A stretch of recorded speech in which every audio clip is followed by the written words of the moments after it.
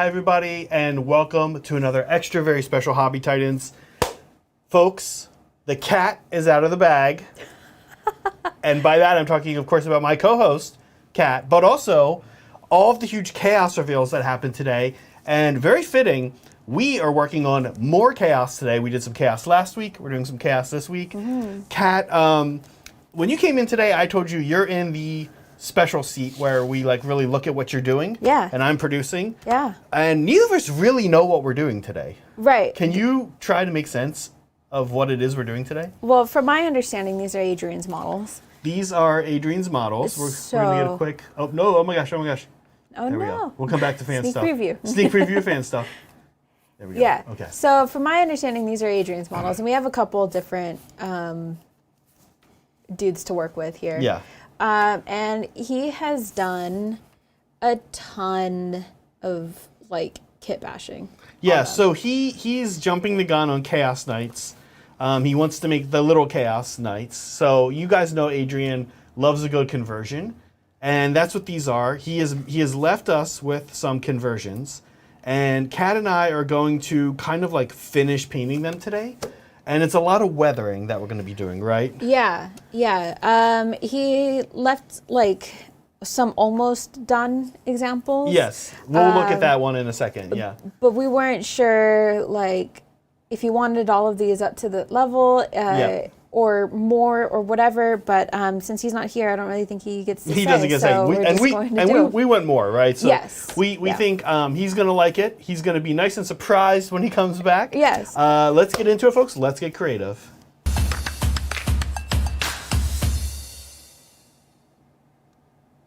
Okay, here he is. So this is one that Adrian mostly finished for us. I actually couldn't behave myself, and I went in and did a little more gross stuff. First of all, I should preface this by saying I don't do conversions. Weirdly, I just don't really do conversions. I know people love their conversions, and I know they're super fun and rewarding for people to do.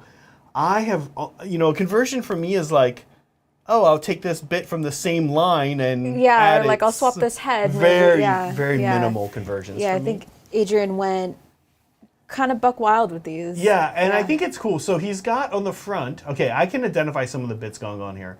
On the front, he's got, so I don't know where that claw thing is from. He's got Soulblight Gravelord zombie bits that he's made this heap on the front of this thing. He had that kind of finished painted, but I went in and did a little more did a little more dry brushing, kind of built up a little bit more highlights, and I added some blood. Hopefully he's okay with that. So, okay, I see some Soulblight on the front. He went through and told me where all the bits are from and how excited he was to make a conversion, and my eyes kind of just glazed over. I was yep, you want me to paint it or not?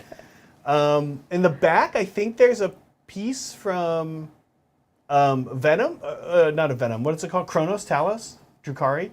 I definitely was able to find, Kat was on hers, which I'll switch to here now. Kat was what is this tail from? And that one I knew, that's from a Stonehorn Beastclaw Raider.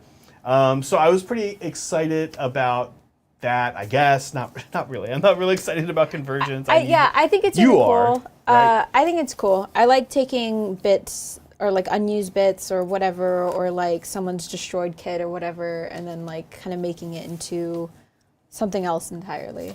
Yeah. My only thing was that it was hard to tell what colors he wanted where he wanted them. As far as we could tell, black scratched up armor and a lot of patina and a lot of rust. Yeah, so weathering is going to be a big thing here today.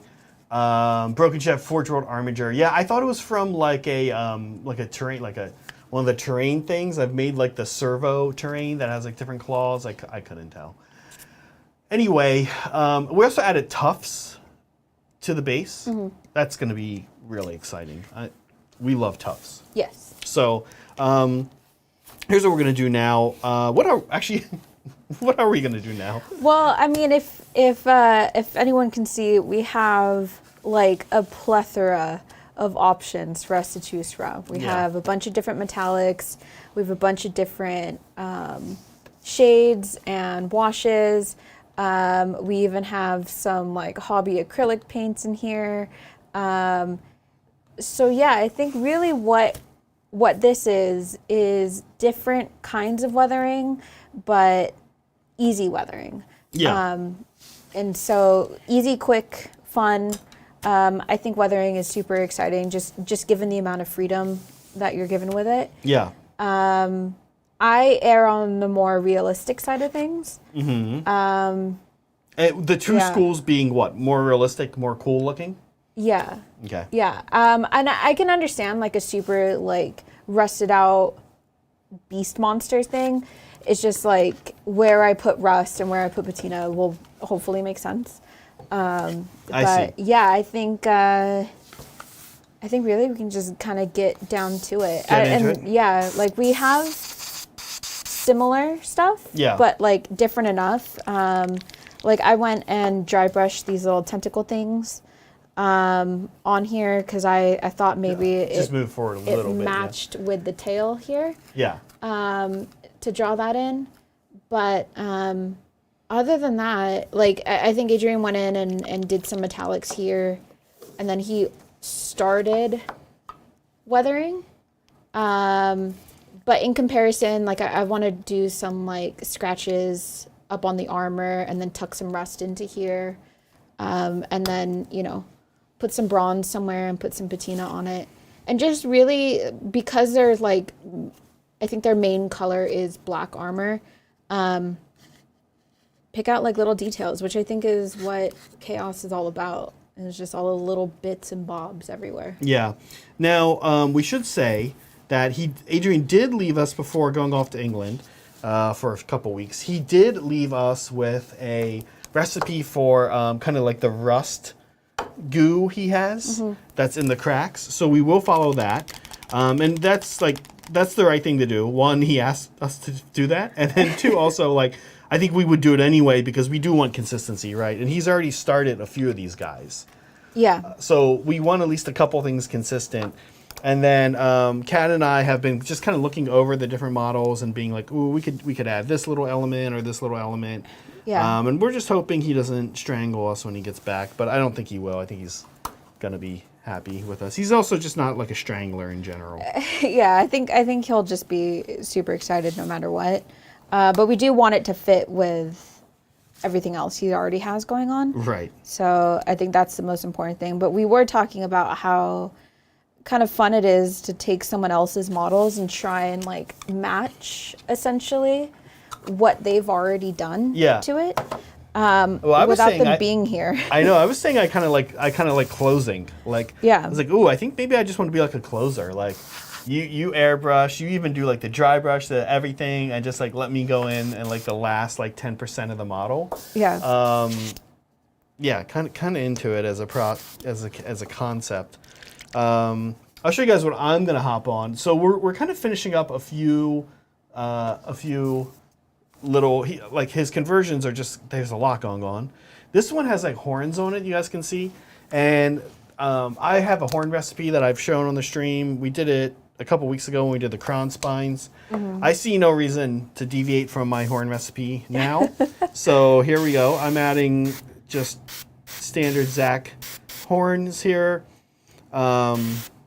which is that I start with XV88. These are the horns I like to do that are like black up at the top. I'm actually going to go back with Corvus black and hit them here. And I always make these gloss with the Reichland Flesh Shade gloss is like my last step on these horns. So I did mask putty while I was gabbing there. And starting with some horns. And this is actually kind of why I like this cat. I don't know about you, but like one of my favorite times to paint a model is if you have like, you've done all the steps that like all 40 models take. And now you get to go back in and do like just a couple little characterful things, right? Yeah. Yeah, I'm at that step with my first box of Boing Rot Bounders. Oh, awesome. And so I'm doing the cloaks on the goblins and trying to figure out like, okay, well, how do I differentiate? And there's minor differences with weapons and stuff between the Boing Rot Bounders and the Squig Hoppers. Yes. But for me, someone who doesn't like know Age of Sigmar right off the bat. I need a little bit more of a visual reminder. And so trying to figure out like what the differences between them will be and how I want to do their capes or their robes, I guess. Oh, you know what we should? You know, we should have you play Meg, because Meg is just learning AOS. She just played her first game. Well, she's played before, but then she took some time off to paint up her army. Right. She just played her first game with her army. With her own army. With her own army. Yeah. We just played on Sunday. And I know Meg is like me, and probably, I'm going to guess, like a lot of people, where one of the ways they learn best is that they teach. Oh, okay. So we should have you guys play. Yeah. So she can. I am down for learning and helping someone learn more. Yeah. But yeah, and like I have like a whole notebook where I drew out like little patterns and stuff of like what I want to do. And, Oh, that's fun. I'm trying to make them as cute as possible without like super altering the sculpts because that just would take forever. Yeah. Yeah. And so I have like little stars and moons and stuff. And so all of them painted up differently, and then I have to like go back in and like repaint them. But Yeah. that was super fun. And we talked about earlier of like, oh, do you ever just have to like consciously stop yourself from painting because you're going down a rabbit hole? That was me with painting those cloaks. Yeah, so. I was mentioning to you that I, here at the studio, I have a lot of things that we need to get done. And you do some stuff here for us as well. We have some projects we're working on together.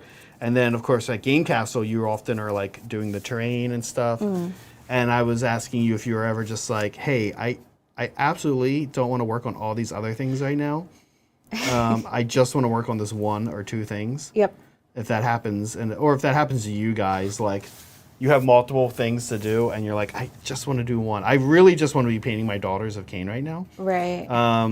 Everything else I do, like I end up like having fun with it, but I'm just like, I just want them to be done by BAO. Right, yeah. Right now that's me with my terrain, and I'll swap back or like I'll swap back and forth because with terrain at least and with table stuff, you can be sloppy and you can be messy. And it's nice to be able to split, right? Yeah, it's a different. I think it's just a different part of like your hobby brain, and then when you're doing like infantry models or whatever, then you gotta like get up super close and my back ends up hurting and just other things like that. Well, just also like terrain is just, for me, terrain is like a very different process than model painting. I have to say that recently, maybe the past 6 months, it's kind of weirdly become, I hate to say this, it sounds very harsh, but painting models has become more rewarding than painting terrain for me recently. Oh, okay. I still love building and painting terrain. It's just, I don't know. I guess I kind of feel like I learn and kind of level up the most when I'm working on models. Yeah. And I need to actually take that same thought and go into, I need to take that same thought and take that thought into painting terrain. I need to be like, cool, I need to learn new stuff with terrain now. I've been on autopilot, and like that can be a good thing because you can turn out a lot of stuff when you're on autopilot. And you turn out a lot of stuff in one style with like kind of minimal gains to like your leveling up. Right. But I need to then go, I need to go back and kind of like level up terrain a little bit more.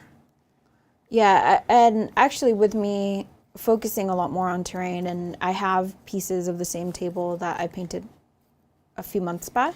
Yes. I have now gone back and dug them back out of the tub and being like, okay, now I have to paint these guys back up to the same level that everything else is painted Now, up speaking of terrain, we did want to show something Kat's been working on, because we, a few weeks ago, Kat and I worked on the crown spines, and that box came out, and GW sent us some of that box, which was really kind to them.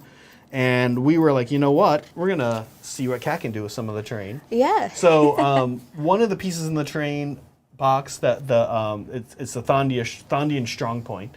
One of the pieces was this thing, which you painted up. Here it is. This looks so good, Kat. And this is for the board. We've worked on this board together about a month ago now. Was the last time we did this. Yeah, on stream. Yeah. And you're adding this, and it's so funny because you've made it look beautiful, right? Which is what you're going for on this board. But it is like a skull. It is like a dead thing, right? But you've made it look really cool. This is the thing that comes with the Thondian Strong Point. Actually, it's like a dead Kron spine almost. It's almost like a dead Kron spine. But it's like huge in comparison. So I think I was going to say, I think it's, other than the Kron spine, the only new thing, but also the waterfall thing is new. Yeah, the fountain, this, and the Kron spine, I think, were the 3 new things in that box, yeah. And then here they both are together. You guys can actually see it is actually 2 terrain pieces. If you do play Sigmar, this is like legitimately 2 terrain pieces, because the terrain pieces don't have to be that substantial in Sigmar. Yeah, which I thought was really cool, because then you can place them farther apart. But yeah, I also had a split second where I almost didn't want to put these like rib pieces into it, because those are separate as well too. And like, oh, maybe I can like put that up against the side of like a rock or a building or something. Oh, I see. just Like use them to, yeah. Yeah. But yeah, I liked it. I liked it a lot. It was also a very simple process, given how much detail it brings out. Yeah. But that kit is like made to be dry brushed. And that was what a lot of that was. It was just different layerings of different dry brushing and then different washes and stuff. And I put my like entire process on Discord in the terrain channel. Oh, if you guys awesome. wanted to check that out. But yeah, a couple people asked me how I painted the bone. A couple people asked me how, or what grass tufts I use, and it was a bunch of different gamer grass stuff. Yeah. So yeah. Nice. Yeah, it looks great. I have to say it's kind of funny because you and I have worked on some elements of that board, and I've seen a lot of what's on that board, and you were like, oh, you were really excited for the bone thing, and I was like, is that really gonna fit? I didn't question you out loud. I was just like, all right, she wants it. I don't care. Like, Yeah. she can do whatever she wants with it. And I was like, you have like this nice, but you still made it look like a beautiful thing. Like if you were in a valley and this beautiful place you're creating, and you saw that, you wouldn't be like, oh, great, that doesn't fit. Yeah. Yeah. Yeah, because the thing that made me think that it would fit was the fact that the, I guess like the cornerstone or the keystone of that table was the Lumineth shrine. Yes. And there's skull and like, dead bodies underneath it. Oh, there are. Yeah. Oh, I don't know that I've ever looked closely enough. Yeah, so that, but it's like a GW terrain piece. Of course there's going to be dead things around it, so yeah. I guess I should know better. So yeah, that was like, oh, okay, cool. This will fit. And then same thing with the fountain that comes in a Thondian Stronghold as well. It also Strong has? Point, sorry, yeah. It also has like skeletons and okay. stuff underneath it.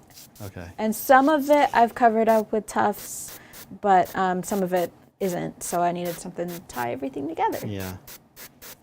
Very nice. Yeah, it's looking great.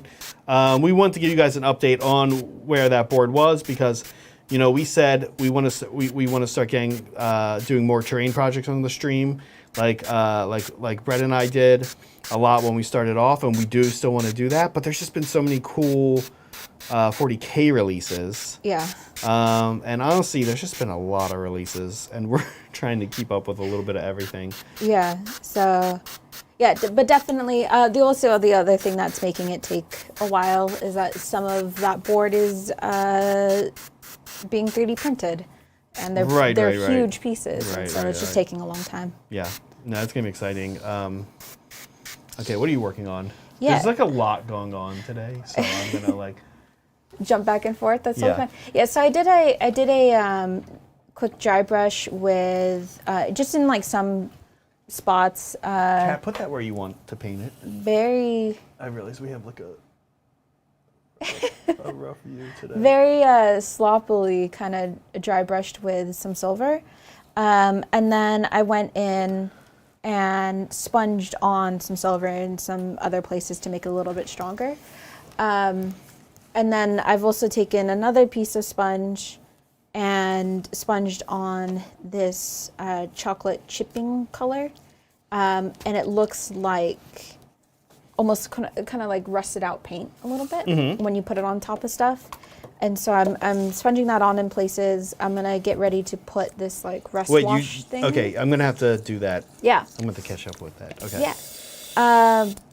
And then yeah, so I'm doing that. I'm just working in different layers, and then I'll probably go in while you finish up with your bone and stuff. I'm gonna go in and pick out some of these metallic pieces with different metal colors. I'll probably do like a bronze or a gold or something, since this is mostly silver. But that's how the rest of them were little splotches of silver all over the armor and stuff. So, Yeah. yeah. I'm gonna go back in, or I'm gonna go in and pick out these metallic pieces here with honestly like a bronze, just to give it some contrast to all of the white and silver and stuff that's going on. So yeah. I'm a little worried. Well, not worried, but I will say that whatever silver Adrian used is really bright. yeah. It's brighter than this natural silver, which is okay. It's close enough. You know what I think it might be is he uses this goofy Martha Stewart craft paint, and I was like very skeptical when he first like showed this to me. I was like, dude, and it was like on stream too, and I was like, he's like, no, trust me, it's good, and it is actually pretty good. Yeah, and I can go back in and do some edge like touch pieces and stuff with the brighter silver to match it with everything else. What? But it'll just look sort of like the natural silver, I guess. Or sorry, the silver that Adrian used. But I don't know where it stuff. is. He didn't leave it with us. I guess when he comes back, I think he was too embarrassed to show the Martha Stewart craft paint again. Oh no. Well, I don't know. Yeah. Maybe he should be a little embarrassed. Or I'll just find another brighter steel or something, or silver AK paint, because I know that AK makes brighter silver metallics. Yeah, I think Rune Fang is like kind of there. I'm using some Rune Fang now, and I think it's about right. So Okay. I also think now that I'm doing this, I think I just went on a little thinner than he did with his. Oh, okay. So that could also be it. Yeah, that's also why I went back in and sponged some pieces on, to brighten it up in places. Okay. So yeah, because it looks like he laid it on a little bit thick, but I also think he was just being really quick about it. So Yeah. yeah. Okay. Where am I at here? Oh, bone. Okay. We finish up this. Here we go. Okay. Yeah, so I'm just going in with some AK bronze, and then I'll probably do some touch-ups with the old gold from AK to bring some like brightness into it. But yeah, it should add some contrast. Now I got to figure out where I want to put it, and I think the only thing is with chaos stuff is that you're kind of there's no lack of choices of anything, of any details that you want to pick out, and I think in order to make it not look so chaotic, I guess, in a way, too chaotic is that there are some details that you should probably just not do. I think we were talking a little bit about this last week, right, with the Alpha Legion. And we were saying, like, it's kind of fun because you can go in and you can be like, I can address, like, I can pick what I want to, like, interact with. And to some extent, I can say, hey, I actually am just going to not really paint this, or I'm going to leave it like the airbrush color or the base coat color or whatever. Yeah.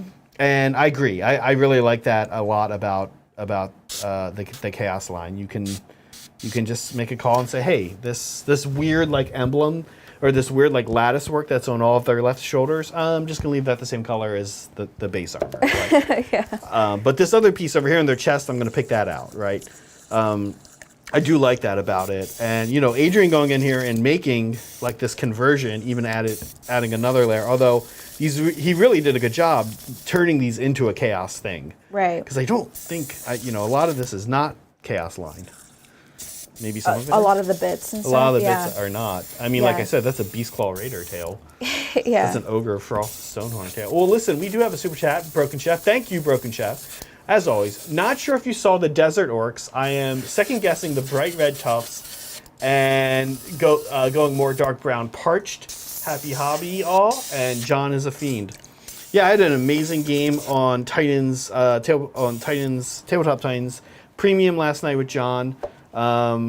Super fun game. Came down to 1 point, which is like, honestly, it was my favorite outcome. I lost by 1 point. And whenever you lose, I've said this before, by 1 point, that's like... That's a good game. That's a good game, and it's also when you learn the most. Right. I typically learn the most if I lose by a small amount. If I win by a small amount, I learn some. And if it's a big amount, I'm usually kind of either like, it was a blowout and I feel bad if I won, or I'm like, maybe I don't know, maybe I'm like, the lists were funky or luck was bad if it was, like... Is Warhammer that luck based where like you could just completely whiff it every time, or is it something where it's okay as long as your list is good? That's a good question. I'd be curious what people in chat thought about that question. I will say for sure Sigmar, and certainly in Sigmar there are like key points that happen. So you're like, oh, my big guy's going into your big guy, and here we go. And we're about to do this roll, and I missed. And it's like, wow, well, this is a big problem now, because I was going to kill your guy here, and now you've overextended or something. Or even just like luck, like you're kind of like you're saying. Right. And just like out of nowhere, you're like, wow, that's not what should have happened. But Sigmar has a lot of like your big bad things hit on 3. Okay. And wound on 3, and you got to get through like 8 dice rolls of that. So you're gonna go, you're gonna drop some, right? Right. Whereas 40k is a lot of like your big bad things you can get them up to hitting on 2s, maybe re-rolling 1s. So maybe instead of 8 hitting, 7 hit. Right. And you're like, interesting. Whereas in Sigmar, it's like not too unusual to maybe have something drop down like a ton. I see. So 40k can happen too, though, for sure. And I guess I would just kind of say like key moments can go like overall. The statistics are pretty good. Mm-hmm. I imagine if you look at a 40k game and look at the statistics overall, they line up with what you'd expect, but they're like spikes. I see. And when do those spikes happen? Do they happen when your stupid little unit is taking a few lucky shots, or do they happen like at critical moments? I guess that's kind of how I think about it. Yeah, I mean, it makes sense, because the only game of 40k that I've played was with a, like, very, I would say, like, min-max list of, I'm going to re-roll all of my ones. Yeah, I know. I remember that game. It wasn't me, but I do remember that. And I can't say I'm surprised. Just with the person whose list it was? Yeah. So that's my only thing, but, like, I've played a bunch of games of Conquest, and there are times where you can just be like, okay, this should hit, but if it doesn't, I don't feel like, oh, okay, now my game is ruined off of this one missed roll. Right. So I can get it. It's a lot of luck-based stuff, but as long as your list is good, you should be okay. Yeah, Broken Chef. I saw your Desert Orcs, but I feel like maybe I saw him before last week, because I'm not sure if I saw him with the red tuff. Honestly, if you're in chat, send them to my. Can you send them, if it's not too much, to my Discord, because that's very easy. Like just DM me in Discord, because I'll pull them up and look at them right now. And I do remember having a conversation with you about tufts, and I feel like we said we like the scorched tuft idea and not the bright red tuft idea.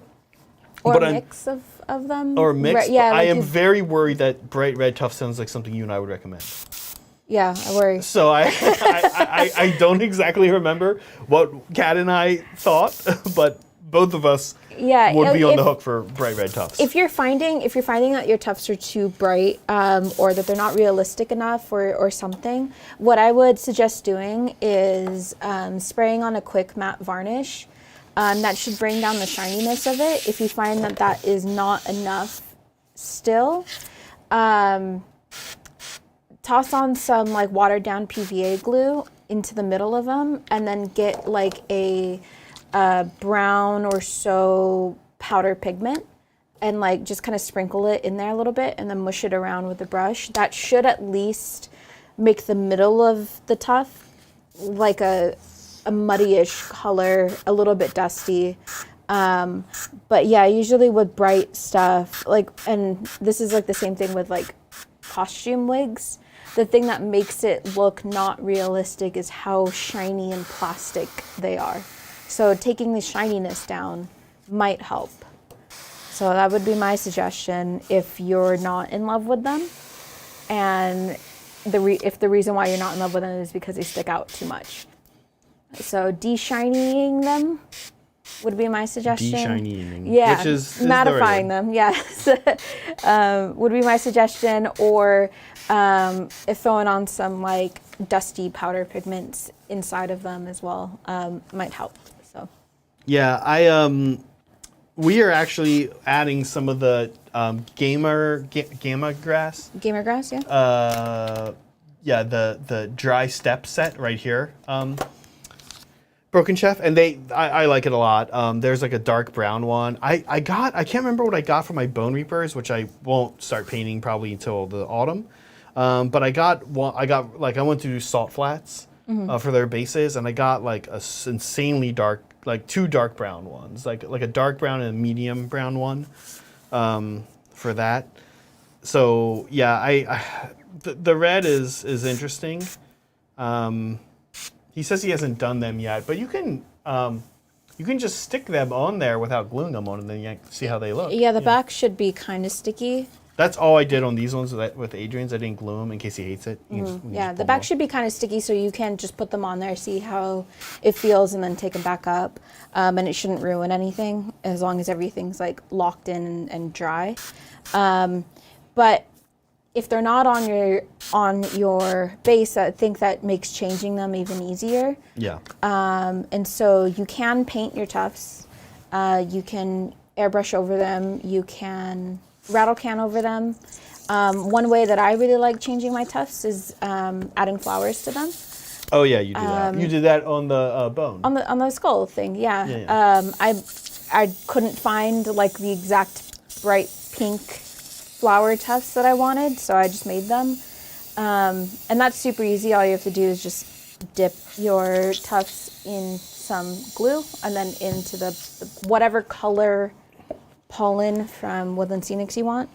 Do they have like a lot of different colors? Yeah, they have a bunch of different colors. Okay. Yeah, they have like they have a charcoal black as well too. If you wanted to do that, like some black flowers on some bright red tufts, I think would be very emo-ish or metal. I don't know, but you know, you can do that. You can do brown as well if you just want to like dull it down a little bit.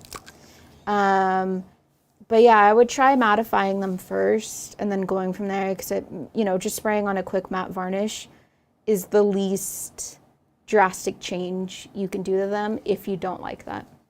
And I don't want to waste your tufts like doing a bunch of experiments on them. Yeah, I mean it's not a bad place to experiment, but as far as value goes, but I get it. Okay, I'm going to show you guys something I found out here. I tried out something that's kind of cool. So Adrian, like me, is really into verdigris right now. And by right now, I mean since we've started the channel for about a year now. So he's been using the Nicolic Oxide, and he used it on one side here, and then he actually, it looks like he forgot to do the other. He just didn't get there yet. So I'm going in and adding it. I want to remind you guys that this is a very cool product because there's a couple ways you can use this product. The one way you can do is if you drag it kind of carefully, you can get like a film that just slightly tints the thing that you're doing. Like it ever so slightly tints it. And this oxide paint, the GW one, it is opaque, but it seems to like not be that opaque, if that makes sense. So I described it as kind of milky. Mm-hmm. So you can kind of slightly milky tint, like put a film on it, or you can get aggressive, as maybe you guys can see here, and you can do more of like a pulling. What I then found, Kat, I tried this thing where I airbrushed the Caroline Green shade GW over top of it, and I kind of like it. It makes it look more like more verdigris. Less like it's growth and more like, yes, yeah, exactly. More like it's been there for a while and it's like permanently stained, yes, as opposed to like something that they could maybe brush off real quick. quick. Right, yeah. kind of interesting. I've not added anything over top of it before, but I think I like it. Yeah, because I think we were before stream discussing like our various weathering processes and techniques and stuff, and when we were pulling out colors of like, oh, well, what color do you want? I'm like, well, I like doing sort of like a layered verdigris where I put down like a really dark turquoise and then like a powdery light one on top of it. Right. And this gives it more of like a layered look, and like it shows that the metal is in a different process of age. Maybe the weather hit it differently, or you know, something like that. I just think it makes it look a little bit more realistic. I'm checking out Broken Chef's orcs. Okay. Here they're nice. They're really bright, which I like. Yeah, they're nice. Yeah. But I could see. I'm not sure about bright red tufts either. Yeah, I'm not sure either. Mostly just because there's only so much red on them. And I think if you put bright red tufts on it, it would draw too much away from... It makes red a thing. Yeah, Red's like a big thing now. Yeah, and now my eyes are drawn to the base rather than the models. Also, exactly, which is like kind of...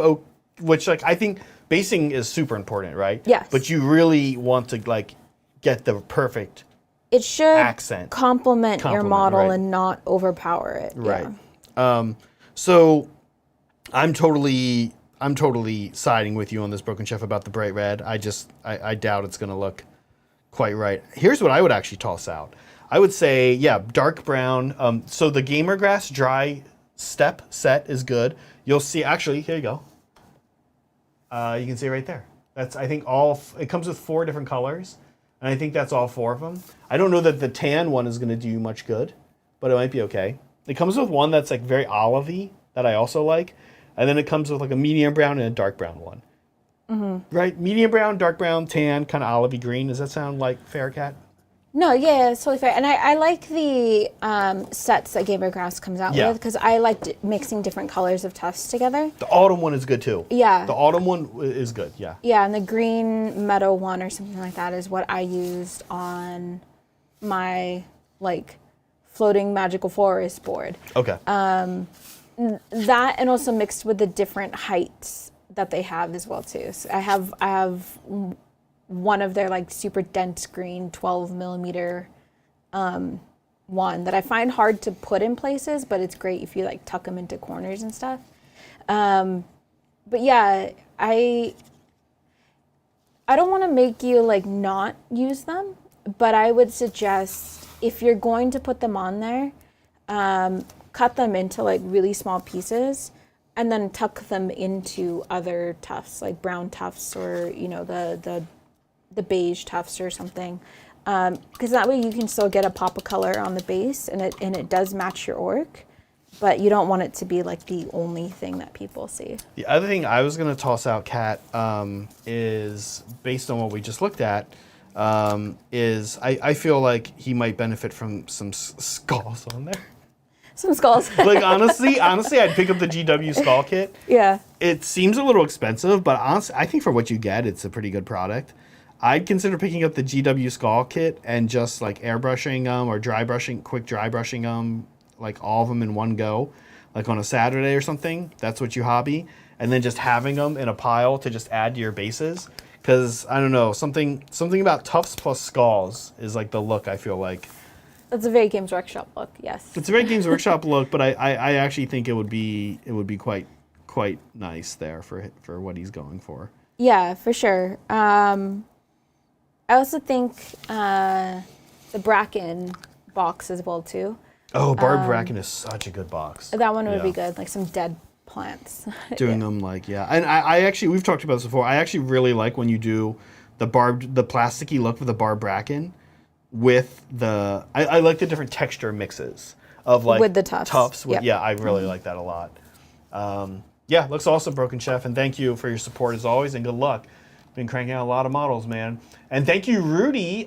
Evening Hobby Titans, finished my 6th set of 40K runes for my local gaming store in Georgia this week, working on Tyranid-themed terrain for an upcoming ITC tournament, such as 40K Tyranid-infested buildings and rocks. build Tyranid-infested rooks. I was like, that's not what he means. Got any ideas? Well, there's a lot of awesome 3D printed stuff for Tyranids. Brett, who I think is in chat, has been printing a bunch of it. He probably could tell you where he got his from, the STL files, if you do have Rudy 3D printing access. And his stuff is looking awesome. So, like, actually, there's a lot of Tyranid 3D printed stuff out there. Yeah. My other thing, though, is if you don't have access to a 3D printer, making up some, like, kind of gross, super easy. Just get, like, a ball of foil and crunch it together so you get that texture. Okay. Put some like plaster on top of it so that you have, not just a ball of foil and something you can paint. And then get something rounded, like a rounded end of like maybe a marker or even like a thicker paintbrush, and kind of push into it a little bit so that it looks like maybe some egg pods or something was there. I was gonna say, whatever you're describing, I'm like not liking what's happening right it's now. Gross. I'm like uncomfortable with the description that's going on. But I guess that's part of the right. Yeah, and then you can use like marbles if you want it to actually look like there's something in there. And then making some like green stuff, like tentacle noodly things coming off of it. I think that would be some really cool Tyranid looking thing. When I think Tyranid, I just think like alien hive sort of thing. So like anything to make it look infested or whatever, maybe like make it slimy with some like gloss varnish.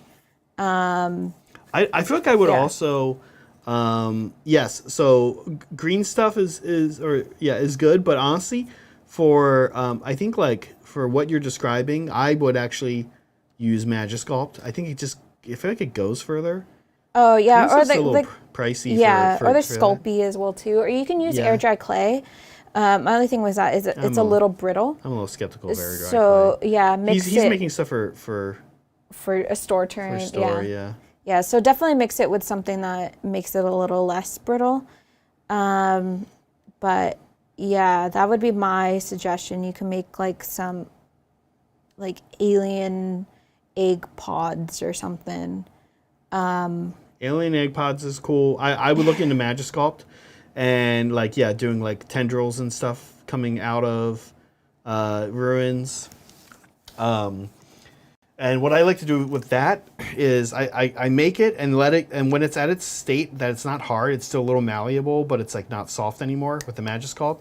That's where I like drape it over the things I want it to, places I want it to go. And push it into stuff, yeah. But often I then don't. I then take it and let it dry separately so I can paint it on its own.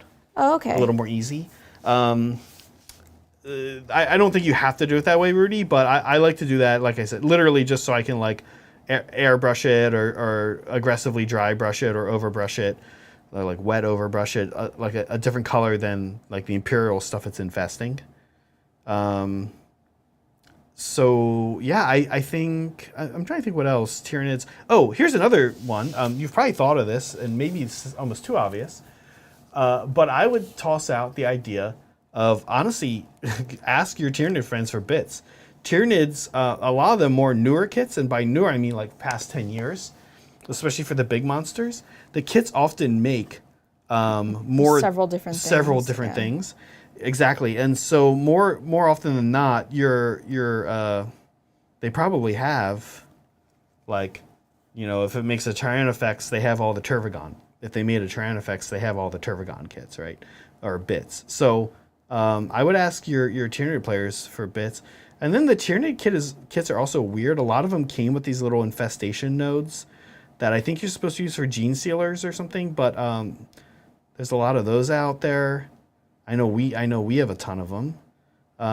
So there's like a lot of bits that are going to be... Oh, here's a good one.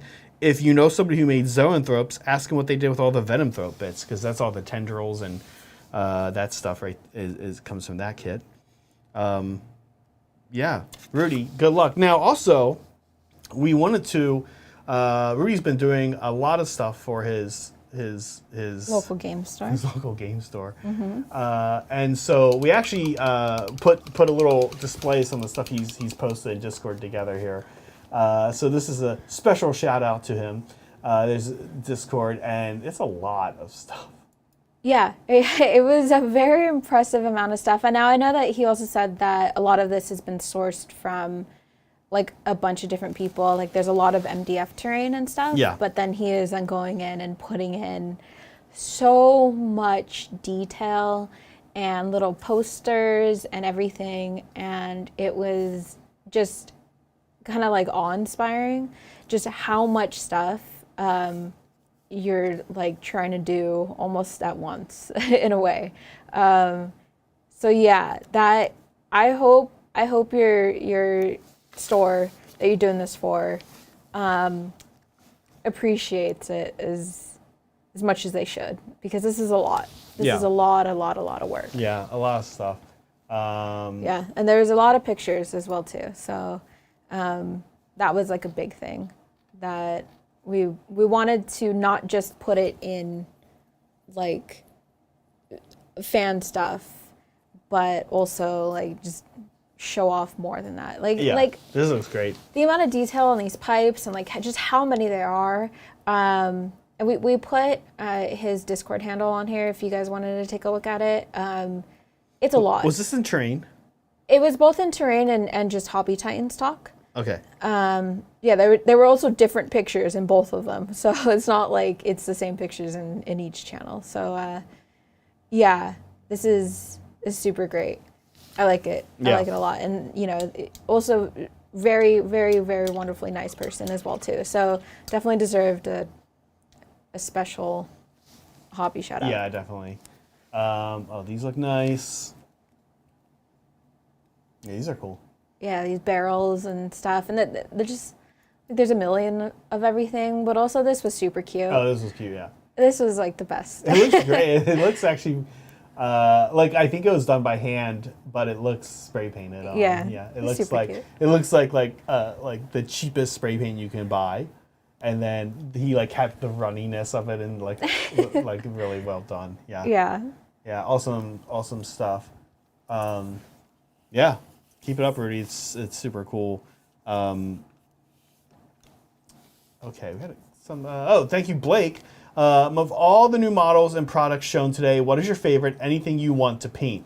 Good question, Blake. So I'm super lucky that I just like took a mindless Facebook break at about 5:15 because I've been working here all day and I don't typically check like that kind of stuff. So I checked and was like blown away by all the chaos stuff. I saw that they're previewing all the AOS stuff tomorrow, which I'm excited about as well. I think the Possessed I think they're Possessed, right? Chat, they previewed Possessed. Were they Chosen or Possessed? I forget. They looked amazing. Did you see them? No, actually I haven't had Let a me chance. see if I can pull them up.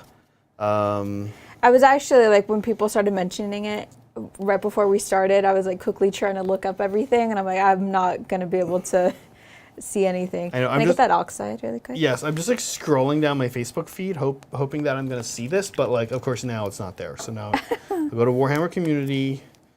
Okay. Let me see here. I'm going to show Kat here's the Demon Prince. Oh, I saw there's a book with Necrons. Oh, you know what I was not super into? Sorry, Blake, you didn't ask me what I didn't like that much or wasn't that impressed by. I have to say, the League of Votan Biker, it's cool, but it took me back from a step of me thinking how cool that army was going to look. And honestly, I'm just kind of hoping that there's a helmeted head option. I think it's just the way you don't like their faces? I don't like their faces. I want this army to have helmets. I'm going to be a little bummed. We haven't seen a helmet yet. Did they show? Yeah. Because the bike itself is cool, and it's like definitely what I think we've been chatting about, which is like it does clearly have like a hybrid Tau Imperial aesthetic to it. But I wasn't like, the head kind of took me out of it. His face, I was like not into that. I don't know. I kind of want it, like a helmet. Okay. I'm sure they'll have helmets. I mean, that's usually an option, right? Like, here's some blank heads. I think. So here's some helmets. Yeah, I think so. Unless it's like a captain of some sort. Okay, Leagues of Votan, World Eaters, Chaos Space Marines in general. Let's see. Yes, it was. Oh, the cultists were cool. For our Alpha Legion, we kind of already have an idea for the cultists, though, that we're going to do something a little bit different since we love our aquatic themes. Okay, I think that Tormats, is that it? No. It's these like big monstery looking guys. Yeah, these guys are cool. Oh, those are really cool. Yeah. I don't like his face. Oh, I like this face. I don't like that guy's face. It's the one with the glowing eyes, guys, Yeah. and the blue tongue coming out. Yeah, there was a model that they previewed that kind of looked like that. Look at this. And I didn't like his face. I didn't like his face. Someone pointed out that he kind of looked like the clown from Spawn, and now I can't unsee it. Look at this thing. I like that face. That face is a little weird. Yeah. Yeah. They're definitely getting crazy with their stuff. Yeah. I don't know. I guess I was super into those guys. Awesome. Oh, it's a female dwarf. Yeah, I don't know. For whatever reason, I want to see a helmet on the dwarves. Because I've been saying that I've been enjoying like the 70s aesthetic, 70s like classic sci-fi movie aesthetic that they've been giving them. Mm-hmm. But every time they don't have a helmet on, it kind of takes me out of it. It makes me feel like I'm looking at a guardsman. Yeah, that's fair. I will say, might be a little bit controversial, might not be. Games Workshop heads are not my favorite. For people, like for humans. For any of the humanoid people. Yeah, I will usually opt for a helmet option if that is an option. Same. I'm okay with. Let me think. Who has good heads? A Tau. I mean, Tau are cool, but that's like an alien race they made up, right? So like you don't have this frame of reference of like how weirdly what the level of unrealism what they would be compared to right. what it would look like in real life. Yeah. So like when I see a Tau head, I'm like, oh, Tau head looks cool, right? I'm trying to think what else. Orcs are fine, I think. I think orcs are fine. It's whenever something's like. But some of the lines they've done a good job with, like honestly I think the Daughters of Cain look fine. I think the elves in Sigmar look fine. Lumineth, like they're fine. There's something about the 40K look of like the yelling man who's like all bulbous in his face. And it's just very it's just aggressive all the time, no matter what. And I'm like, okay, can I just get like a neutral? Can I get a neutral face? I get that it's war, but or like a more serious face. Yeah. I mean, even the sisters, to me, they just look like Space Marines. Yeah. Yeah. Yeah, I get it. I don't know. There's something about the human 40K faces. I'm fine with like the elf faces in Sigmar. I'm fine with I think dwarves faces in Sigmar. I know what you're saying. Blake, what was your favorite? I'm kind of curious. Actually, very curious what people in general were into. I have to confess, I didn't get a huge long look at all of it, but that jumped out at me. And like I said, for whatever reason, I was taken back a little bit from the biker from the League of Votan. I've been into the stuff they've been showing so far, but I don't know. That was kind of like meh. Thank you, Orc Zach. Good wah, Titans. 19 hours later, and my avatar's sword arm is done. Any bets on how long the whole model takes? Thanking as always for the streams. Well, thank you, Orc Zach. We saw the sword. Remember, like the really awesome. Yeah, it was just a sword. Yeah. And the avatar is like that fiery guy that you were painting on stream. Yeah. I mean, he's such a huge model. I've seen people put in like over 40 hours on him, and have it still be like halfway done. So I think it kind of just depends on where you're going with it. But I think my best guesstimate. 19 on the sword? Like, I mean, 60 at least, right? Yeah.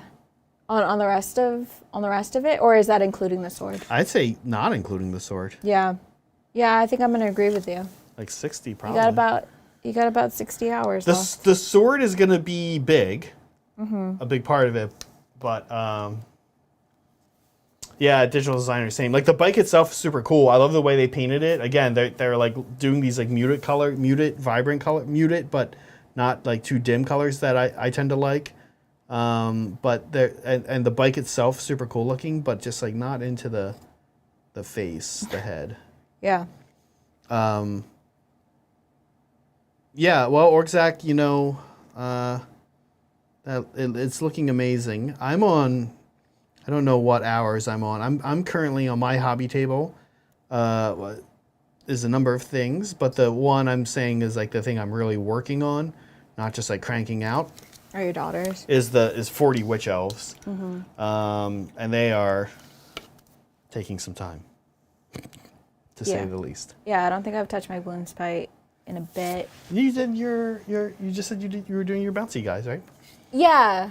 Not too recently. Not too recently, no. Okay. I think my most recent thing is the terrain, but I think I've hit a stopping point. Like I'm done with the fountain at this point, which I should post some pictures of that. And I'm gonna go back in to a couple of the pieces that I have for it, and then it's not even like paint them up to the same level as everything else. It's just I did a little bit more basing on them. Can I steal a little bit of this? Yeah. Okay. I did a little bit more basing on some of it, so I want to make it match a little bit more. Oh, I see. But other than that, yeah, I haven't touched my my gloom spite in a bit. It's just easier for me to grab terrain. Like, oh, I only have a couple hours to paint. Yeah. Then I'm just gonna grab terrain. Do you do like project boxes? You kind of do. Oh, I don't know. Maybe you have a lot of paint boxes. Yeah. I mean, I do have like a separate little basket that I carry around of like, okay, this is what I'm currently doing. Mm-hmm. And then I'll swap that out. So yes. Maybe you need like a bespoke one, just for the gloom spite. That's honestly what I do, Kat. I hate to say it, but typically, like whatever major army projects I'm working on right now, like gets their own box, gets their own kind of like travel arrangement, just so I can like keep working on it, you know. Yeah, I get that. I think honestly, my gloom spite one kind of turned into my terrain one. I just got so excited about the fountain. The fountain is so cool. Yeah. But yeah, it's easier for me to do a little bit work on one thing than it is to like do a little bit work on 10 different things, because then it just feels like I'm not really getting anything done. So this is the dilemma of painting an army. I know. But that's what I do. Like I take these 40 witch elves and I'm like, okay, I'm doing their crowns, and like a whole episode of like Ozark goes by and I'm like halfway done. I'm like, cool, next episode of Ozark, maybe I'll be done. Or whatever show Meg and I are watching. Yeah. And that's what it is. Then you're like, cool, I did 40 crowns. And you're like, all the models got like 8% more done. Oh, okay. You know what I mean? And the whole project itself, like 1.5% more done. Right. And you just do that a million times. I know. It totally is. It's kind of soul draining at that point.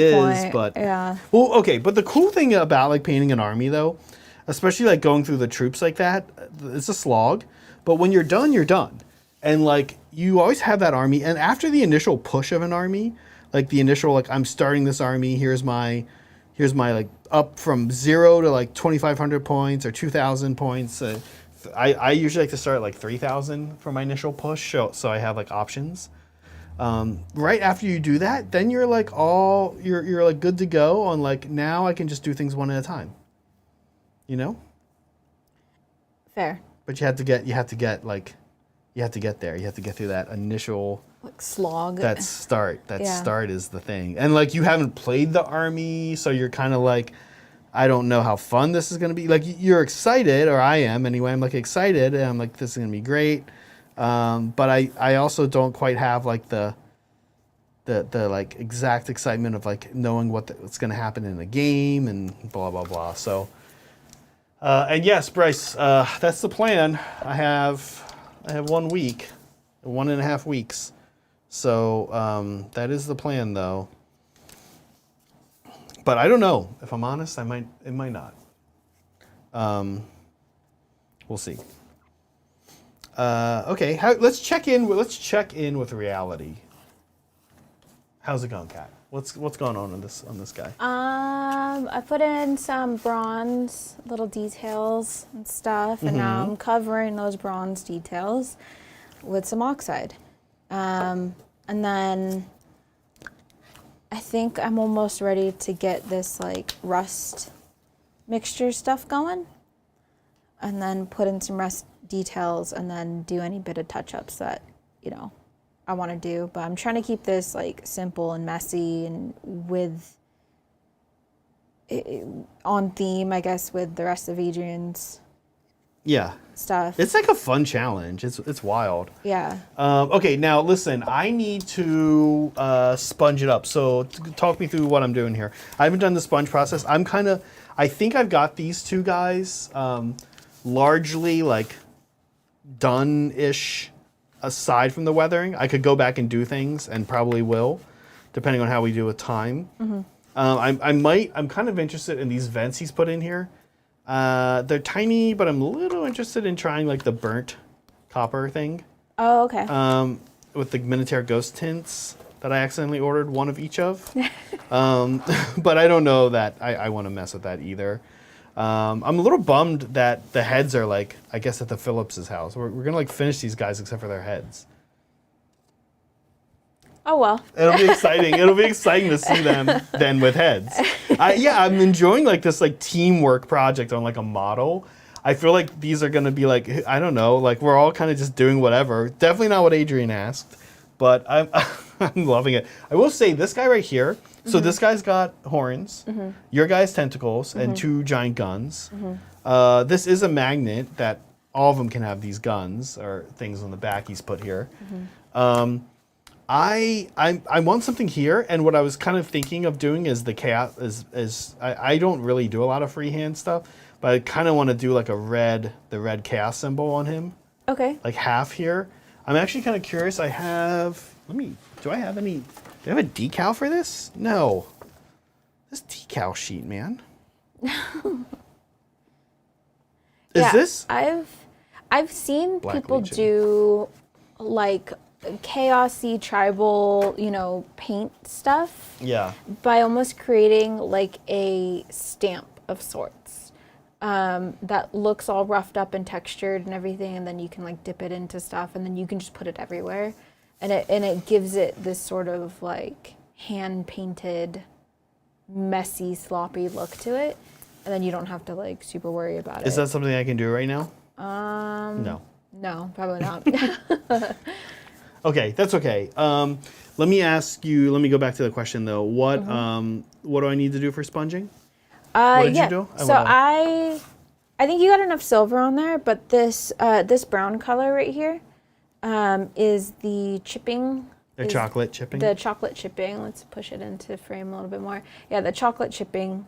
And then I already ripped up some sponge, and I like ripping it up because you don't get like uniform edges or anything like that. Good call. And so I have some tweezers here, and then you can just dip whatever part of it you want into it.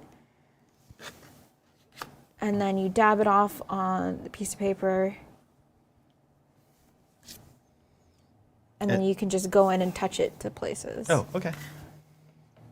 And it's super matte, and so it'll look like old rusted paint in a way. And then I just put it Oops. everywhere. I immediately did way too much. So yeah. Can I see yours real quick? Yeah. Got it. Okay. Just want to see what it is I'm like looking for. Yeah, I just put it everywhere. I wasn't like super careful about it. Usually when I'm doing stuff like this, it's like, oh, well, where would the chipping be normally? But because they're chaos models, it would just be everywhere. You know, maybe they're like salvaged parts or whatever. But yeah, one thing about this stuff is that it will look like chipped paint. And it's a very dark, matte brown color. Yeah. Yeah. This was the stuff we were trying to run through my airbrush, and it was like not having it. And it was the badge. It was the Patriot too. Yes. Yeah. So I like this color a lot, and yeah, it's specifically called chipping for this. Chipping for Chaos Knights. For this reason is not just for Chaos Knights, but yeah, just like chip paint and stuff. Yeah.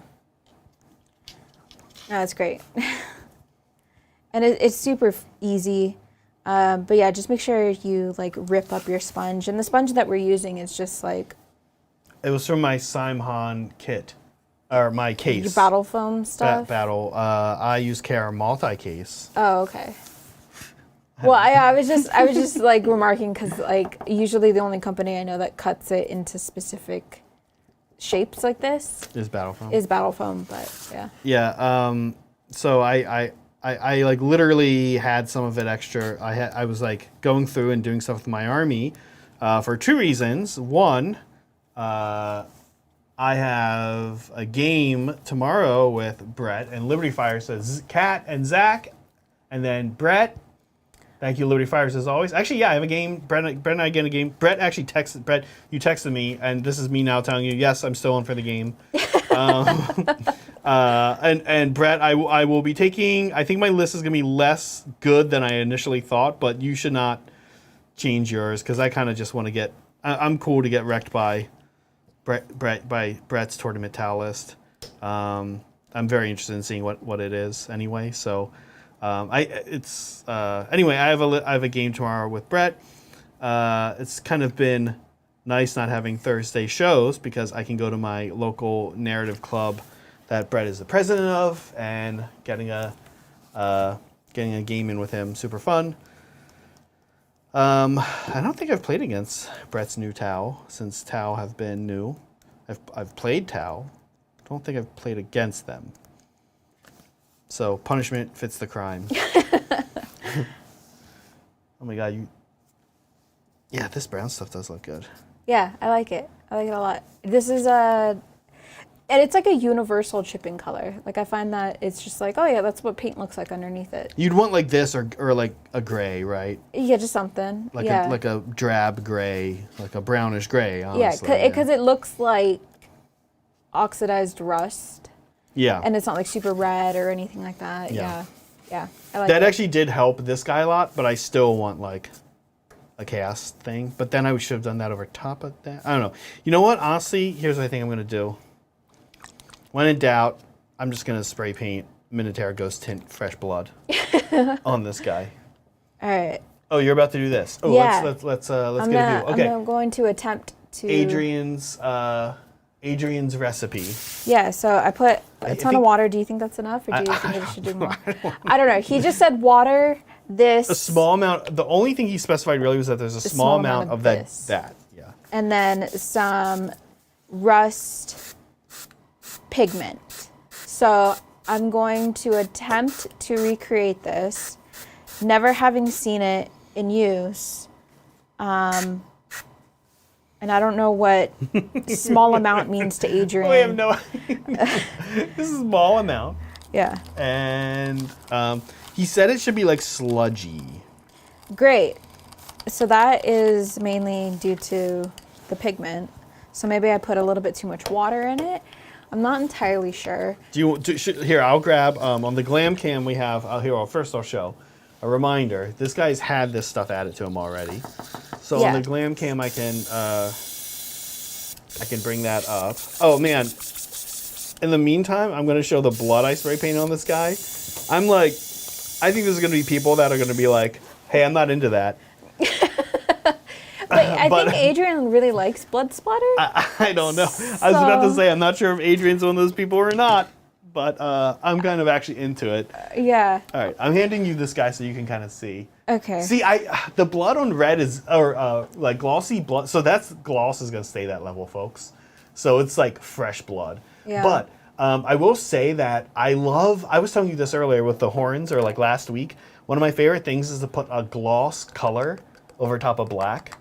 I think it just like is this weird like subtlety to it that I'm just like super into. Okay. Oh, yeah. I'm really into the fact that there's like this random spray of blood. So me being afraid that I put too much water in this cup, I have now put the pigment in a separate cup, and now I'm going to add the water to it. All right, we're going to go back. We're going to go back to cat, scientist cat. So I put a sizable amount of pigment in here. I also got it all over my hands. Oh boy, things are going downhill fast. Great. So there's a bunch of rags right next to you. Yes. So I do some baking, so I understand. Yeah. I don't want this to be super watery, so I'm actually adding the water to the pigment. That way I can control how much water I put in here. Now, what kind of sludgy means to Adrian and what a little bit of I know this acrylic paint is to him, no idea, but I think we can make it work. I do like using pigment deposits and stuff. Like, I like this a lot. This is the AK Rust deposit. I'll do a better zoom here. Yeah, this is the AK Rust deposit. It comes in 3 different colors. I think this is the lightest one, so it's super orangey. And then they have a medium one, and they have a super dark one that's like really like almost brick red. The only thing is that this is enamel. And I don't have my mineral spirits with me, so I can't use this effectively. And let's go easy on Kat with the water, because it's true. She's more of a mineral spirits person. Yes. Give her some mineral spirits. She'll will thrive, yes. She'll mix all day long. But the basic element of life, water, yeah, a struggle. Very, very much struggle with water and hydration and everything. So really, that's weird, because you carry around a milk jug full of water. It could be a milk jug, I guess. Yes, it is a gallon water bottle. Okay. Oh wait, can we get you doing? Yeah, we want to get this. This is great right here. And now I'm like, oh, this is not sludgy enough. This is not sludgy at all. So I don't know, Adrian. I'm very sorry. I don't know if we're very sorry. We don't know if we're matching your definition of sludge or not. It's okay. It's okay. It's okay. He's in England. He can't say anything. I mean, he can still talk. No. It takes away his ability to do that. It's 2 a.m. there. No, it's like 3 a.m. there. So that means Bridger's still up, but Adrian probably not. Okay. It's thickening up a little bit. I'm gonna try it, and then if it doesn't work, I'll wipe it off. So I think we'll be okay. Okay, now if you guys, I've thought, I'm not gonna varnish these until Adrian gets back, just so we varnish them the way he wants. But if he does request a varnish over this glossy blood, I actually have done this before with my ogres. It actually ends up looking pretty cool if you then do the gloss, and then you do the matte varnish, and then you do the gloss again. It's slightly like with inside, it almost makes it look like it's starting to dry, and the stuff on the outside is like dried. Mm-hmm. So I'm not too worried about that. I'm sure he's going to want to varnish it somehow. So, okay. I did the sponge. I think I might be ready for whatever it is you're doing. Yeah. Yeah, I would agree. I think it's not watery enough because it's not running down the sides of this. So I'm just going to do this. I'm going to get it to a point where I am familiar with the texture. Wait, we're going to go back because, again, this is good stuff here. We'll see what happens. Here, we'll do this. We'll do this so you don't have to. We got to catify the shoulder zoom. For my shorter arms. No, I mean, honestly, I think something just happened to it because, I mean, like, yeah, I can tell you're, like, having to push out there more. Yeah, I think it used to be, like, over here and, somewhere. like, in a little bit more than that, yeah. So maybe it got bumped. I don't know. It is California. We have earthquakes. It's fine. Yeah, but we're usually aware of them, and I don't know that any of them happen. Sometimes we're aware. Okay, so it's at a texture and a consistency that I am at least familiar with, but it's not. It's water instead of mineral spirits, so I guess we'll see.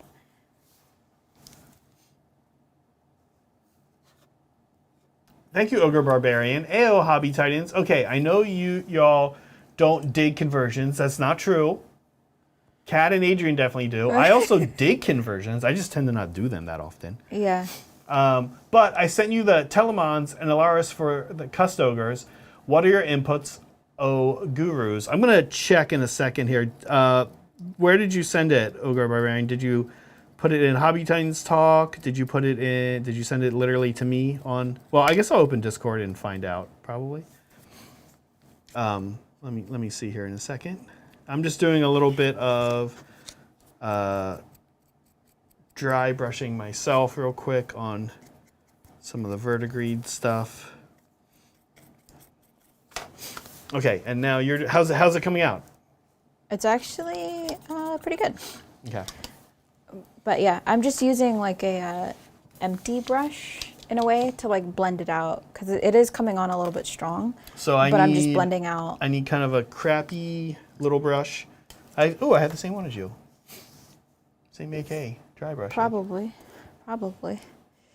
Okay. So if anyone asked me what my favorite weathering brushes were, I have a favorite. It's these. It's these. These are also super cheap. They're like $2 each. They are cheap. Yeah. Yeah, and it's funny actually that you say that because typically I just get like the bag of brush from Michaels for stuff like this. Yeah. But I have noticed that this is just like these hold up a little bit. They're better. just a little bit better than most of them, I will say. Yeah. I did find the synthetic brush box from Amazon that I'm like really into.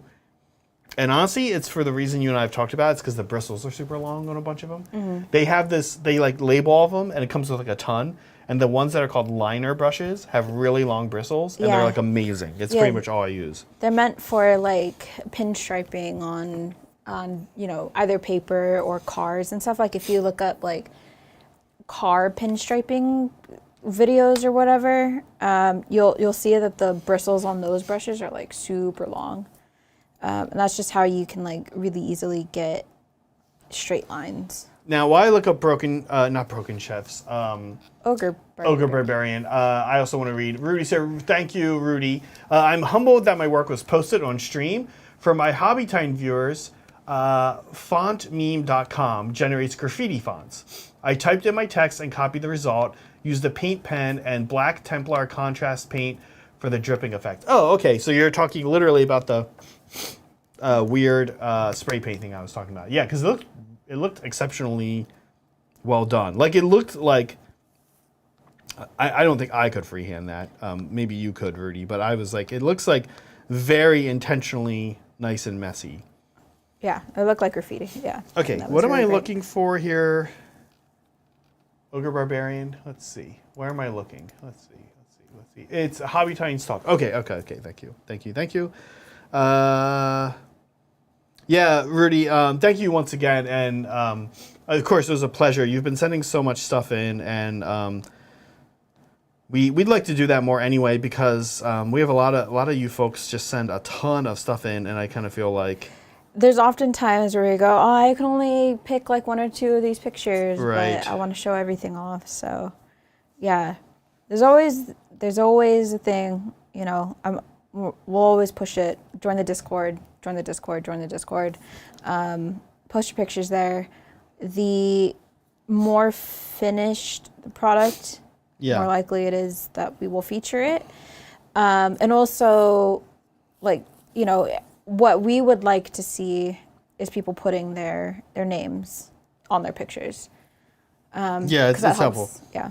Well, I guess the point is we realize that you're not necessarily always trying to get featured on the stream, but it does, if you do that, it does kind of draw our attention into it. Okay, so I'm looking through these. Ogre Barbarian, lots of very nice work. Okay, so Ogre Barbarian, the second one you posted, the second picture you posted, this is the Man Crusher who's going to be in Alaris.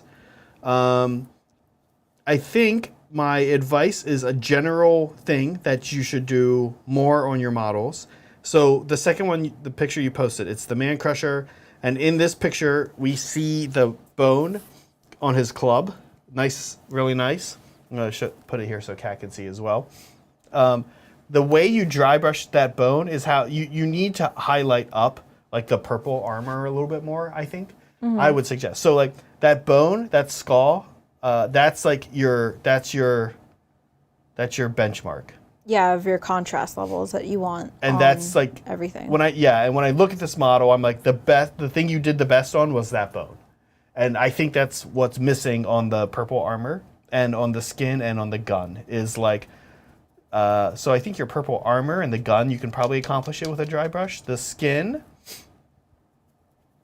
maybe with a dry brush, but like do like a soft dry brush. Honestly, I'm a big fan of if you're not airbrushing, I'm a big fan of makeup brushes for like final subtle layers. So my number one advice when you're dry brushing and stuff, because dry brushing can take you so many places, you just never really want dry brushing to be your last and final step. Exactly. Because you get sort of this like almost powdery look to it. And so I can see that you've already put a wash on your skin. I would go back in and dry brush in with a lighter color, and then wash it back down with a thinned out version of whatever wash you used on the shade or on the skin. And that should essentially be a glaze to blend everything back together, but it will only be like one step. And what I mean by like watered down is I mean like legitimately just watered down. Because sometimes I find that even the Games Workshop shades are a little bit too strong. So yeah, that would be our advice. I agree with Zach. That bone on his club is great. Yeah.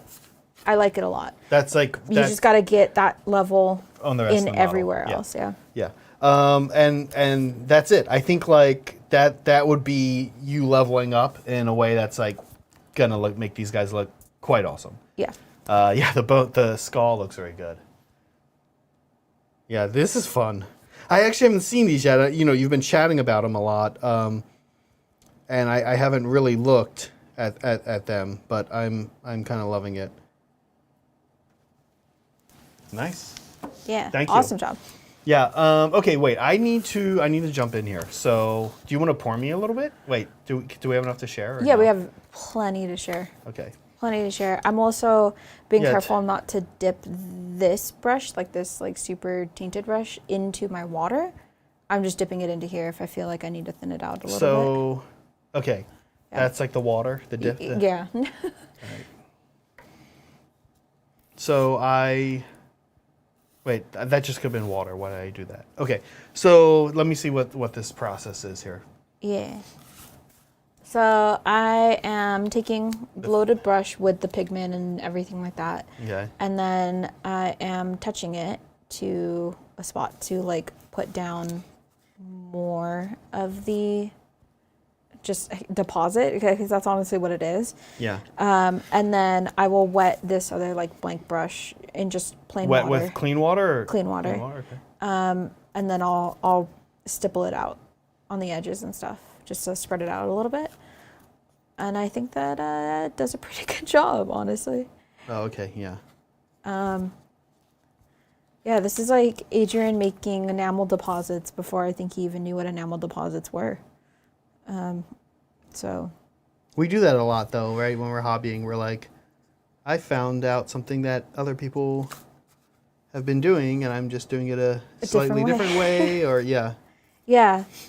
Yeah, it's also a thing where I think now more and more people are getting into oil washing and like enamel deposits and stuff, because it's always been a thing in the modeling world. It's just always been a thing with like historical models or car models, and it hadn't really ever caught on super hard into gaming models until I think with social media for modeling really took off, and a lot of people were able to get their hands on. Why do you think that is? Information. Why do you think it didn't catch on though previously? Oh, I don't know. I think it's just I think people view them separately or differently in a way, right? Gaming models are different than like scale models, and they are, but there's a lot of similar and same techniques, right? It's essentially the same thing. It's just not a scale model. But I think it hits two different demographics. For the most part, there's not a whole lot of overlapping. Same thing with, like we've talked about this before, with how there's a lot of similarities between the makeup industry and the tabletop gaming industry, with like products and paints and different things. Yeah. And there's not a whole lot of overlap between those two different things. And so I don't think a lot of people make that connection. But I'm glad more people are making it now, and it's becoming a lot more easily attainable, like that information, with social media and YouTube and stuff. So, because before it was just like, pick up this hobby book. But if you weren't into the car that was on the cover, why would you get it? Right. Interesting. Yeah, I do have to say, my only like crossover for me in this realm is typically like dealing with Woodland Scenics products, because people in the gaming world have been using their products for a while, but they like, when you go even to their webpage and stuff, they clearly like, it's never from the angle of wargaming, right? They're always model trained. Yeah. Well, see, you say that, but there's still a lot of people who don't know about, like a lot of people who have been playing 40K or, you know, Infinity or Malifaux or whatever for Woodland years, Scenics? who don't know Woodland Scenics, because Younger people often don't. Yeah, Yeah. well, I'm old. it's a thing where, like, if to get stuff like that, you have to go into a model train store. They're not a big. They're not putting out a lot of like Instagram ads. Woodland Scenics. Yeah, and I'm not like scrolling through my like Instagram or Hobby Titans Instagram and like seeing like this like awesome Woodland Scenics ad. Yeah, and I think that's, you know, to definitely toot our own horns. That's essentially what I think differentiates Game Castle with a lot of other hobby stores.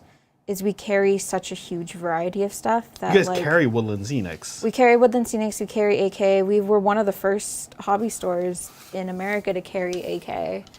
And like MIG and all, you know, especially the periodicals and stuff, because you learn so much. But it's such a huge crossover that, like, not a lot of people for a really long time had made those kinds of connections, at least from what I've seen of the hobby world.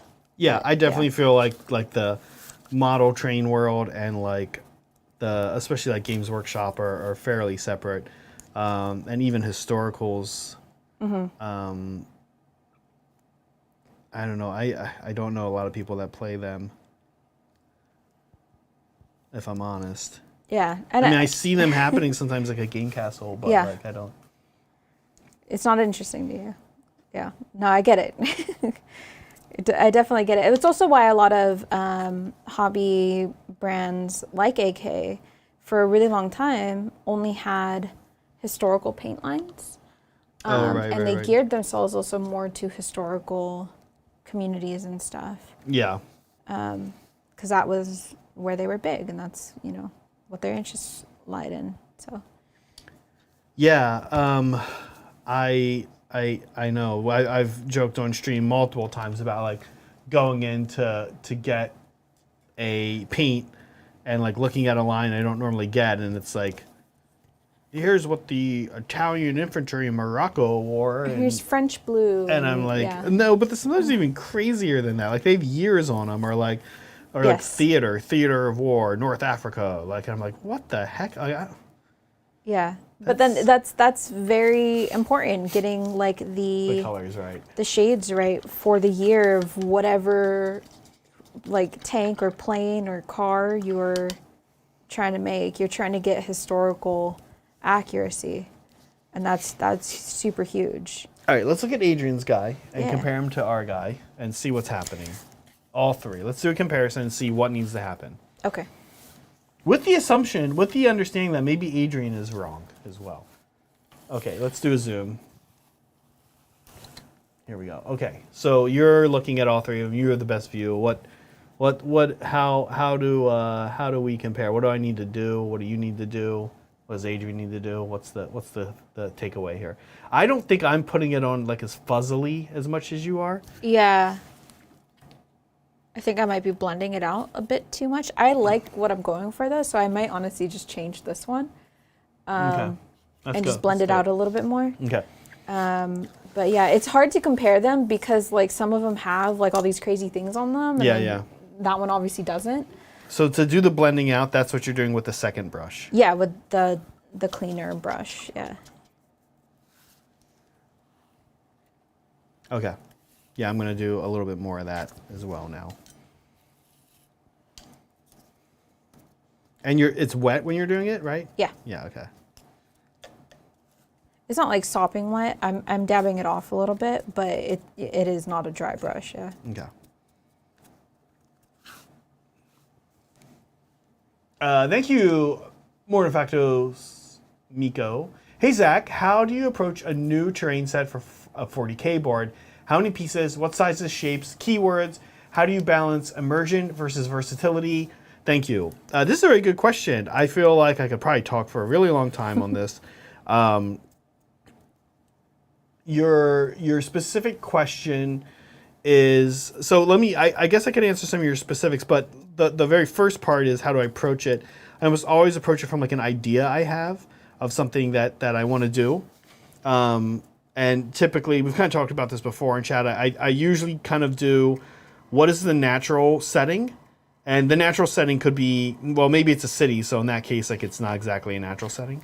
But even a city is in some kind of climate, right? Like how, especially if it's a ruin, like how Miami's going to look if there's no people left 100 years from now is going to look very different than how Helsinki's going to look, right? Like they're going to weather differently, yeah, compared to Tunisia or whatever. So like all what elements is it exposed to? Yeah, exactly? What elements is it exposed to? So it's a city or it's a wilderness. It's an outpost. Where does it exist? Question one, and then question two is like who exists there? Is it humans, Tau, Eldar, and like what is the interaction between those two things? That's like the first thing I always do when I'm making a board. Is it in use or is it no longer in use? If it's in use, that's interesting, right? So step one, always for me. And then step two, other things you're saying, how many pieces, what sizes, shapes, keywords. Yeah, so this is a good question as well. I think it changes depending on the idea, I would say. Yeah, so pieces and sizes and shapes and stuff, if you're trying to make one that's like, here's an ITC sanctioned table, right? Here's an ITC sanctioned game, whatever. They have rules on their terrain layout. So I would check that out. The one thing that... Which is a good idea, because like, you kind of have nothing else to... Otherwise, you're just building a world. You're just building a world, which is cool. You're kind of just building whatever you want to do, which is fine. I think rule of thumb is usually like 2 big pieces, 4 medium pieces, and then like 8 pieces of scatter is usually kind of like what we go for when we're setting up for tournaments and stuff. But we have to kind of spread our terrain out as much as possible. To make sure that it covers all the tables that it needs to cover. And that's what's important for us as a game store.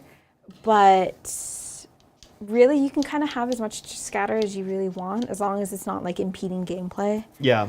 That's important. But yeah, like I would definitely look up what the ITC's like rules are. Yes. As far as like, this is legal terrain on a table, which is usually 2 big pieces, 4 medium pieces, 8 pieces of scatter, and then you have whatever objective tokens or whatever markers you have on there. How heavy are you going around the feet? You're going kind of heavy around the feet. A little bit, okay. Yeah. I was starting to go heavy around the feet. I was like, ooh, it looks kind of good when you go heavy around. Okay. Well, I just think rusting and like all this, that would be all this patina and stuff like that.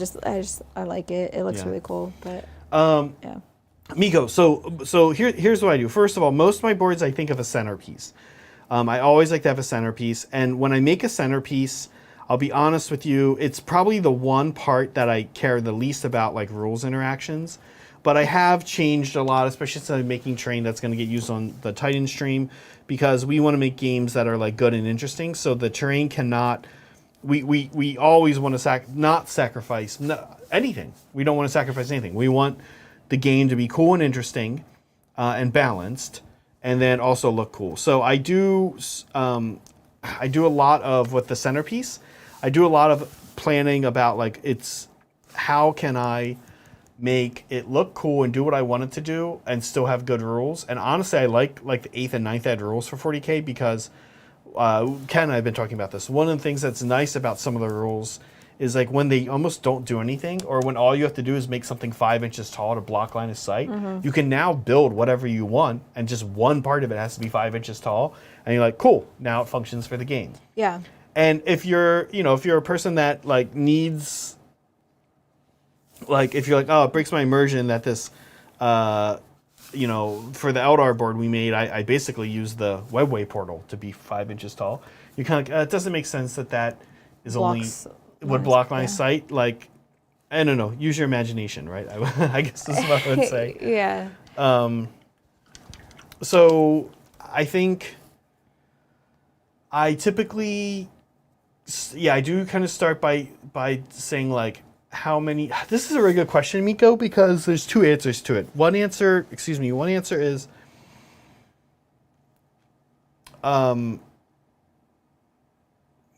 What's the current. the world? What's that? What's the world? Well, no, like away from design, one answer is like, what's the current edition tell me to do? Right. But then I also I've more and more have been trying to do edition proof. And what that usually means is modularity. So like it means a lot of making pink foam bases that could be used or could not be used. Making a lot of pink foam bases, honestly, is like a big thing. I want to be able to have like the pink foam bases pretty much be the rule for the, like, they look good. I try to make them look good, but they also are what defines how the board will work from its footprint. So you put this thing down, and now I can put anything on that thing. And if the stuff I put on top is the pink foam board is 1 inch. So unless I cut it or stack it, which I do both, if the thing on top puts it over 5 inches and now blocks line of sight, if I just put a few scatter pieces on like my pink foam concrete, then it no longer blocks line of sight and it's just like cover, right? But I try to keep everything separate. I keep scatter separate. I keep runes separate. I try to keep almost everything separate nowadays so that I have modularity when 10th edition comes out, when 11th edition comes out, when any edition comes out, Yeah. right? So shape and keywords. Yeah, I almost, like right now everybody likes L's. I've been trying to make L's, again, the same way. I'm like, I'll take a rectangle of pink foam, put it down, and then put things on it. That's an L. Modularity is the big one. And it's not just for storage. It's not just for ease. It's not just because when you glue something to pink foam and it breaks, it totally sucks and it's hard to fix. It rips. It usually ends up ripping the pink foam out, and then like it's hard to get it exactly back in there and like level and everything. Yeah. Yeah. It's honestly because I've played 4 editions of 40K now, and sub editions and balance sheets and changes, and I'm just like, I need to make things very modular so that when there's a change, I can adapt. Maybe if I'm lucky, not do anything. Yeah. Just be like, cool. We'll assemble things differently. Yeah. Exactly. That's big. That's very big. Keeping everything separate. It's easier to store. It's just all around better. Yeah. So I almost always kind of start. Honestly, I'm not sure if I paint ruins. Yeah, I build ruins. If it has ruins, I'll build ruins to see what size pink foam I need. And then whatever I think I need for pink foam, I always make like a few extras, like a lot of extras. Because I'm like, cool, I'm going to have this piece sit here. I'm going to put like some barrels and a crate on it. Now it's not a crate. It doesn't have the crate word anymore. It's now just light cover. It doesn't have obscuring, but there's that crate. There's like 2 barrels. You can go into it. It's cover. So I think one of the best things for rules interactions, Miko, is think right away about basing for your terrain. I like pink foam. But if you're going to use MDF, whatever it is, like the size and everything. I don't know. I like my bases to not be... the reason I like to use pink foam bases is because I like them to actually be part of the terrain. Right. When I can avoid it, like the new GW Forest that you like so much, like it doesn't have a base. Yeah. When I can avoid it, I don't want a base just for a base. Yeah, the Wildwoods specifically. The new Wildwoods has no base. It just has these rings that link together. I'm more into that. I want the base to be the mat that I'm playing on or whatever, the table. Preferably, but yeah, there's like height things that you need to hit sometimes. So yeah, if you're looking for amount of terrain that you need, then I would look up the ITC rules because that will tell you exactly like how many pieces of terrain you need on a table, and then go from there. Like you can make it as detailed and as immersive as you want, but you just got to make sure that like you have enough essentially to cover. And then anything that's like with your keywords, you want to make sure that it's line of sight blocking, and then that like there's no debate over whether or not this can count as cover, and just stuff like that, right? Yeah, I'll tell you, Miko. I don't know anyone in chat. I know Brett was there at the LVO narrative for 40K. They did this thing that I was slightly appalled at for a second. Okay. But then I was like, you know what? The more I think about this, the more I like it. And what they did was they took just squares of clear plexiglass and they put them down wherever they want terrain to be.